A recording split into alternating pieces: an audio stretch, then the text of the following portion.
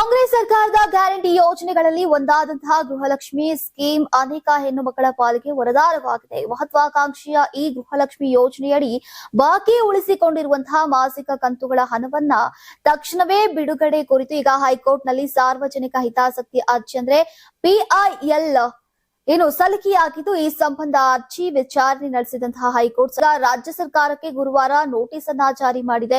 ನೀವು ಸಣ್ಣ ಆಗ್ಬೇಕಲ್ವಾ, ಅದು ಒಂದು ಉತ್ತಮ ಆಹಾರದಿಂದ ಸಣ್ಣ ಆಗ್ಬೇಕಲ್ವಾ. ಪ್ರತಿದಿನ ನಮ್ಮ ಜೀನಿ ಸ್ಲಿಮ್ ನ ಯೂಸ್ ಮಾಡಿ ಯಾವುದೇ ಸೈಡ್ ಎಫೆಕ್ಟ್ ಇಲ್ದಂಗೆ ನೀವು ಸಣ್ಣ ಆಗ್ತೀರಾ.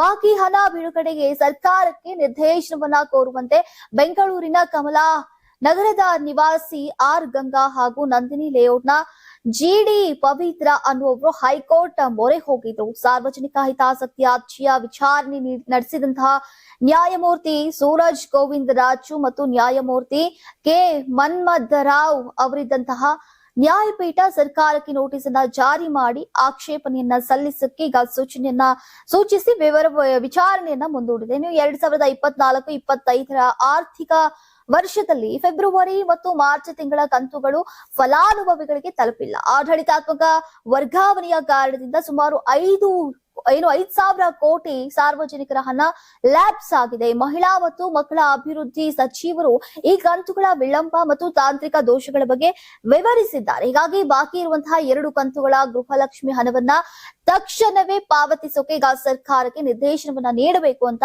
ಅರ್ಜಿದಾರರು ಹೈಕೋರ್ಟ್ಗೆ ಮನವಿಯನ್ನ ಮಾಡಿದ್ದಾರೆ.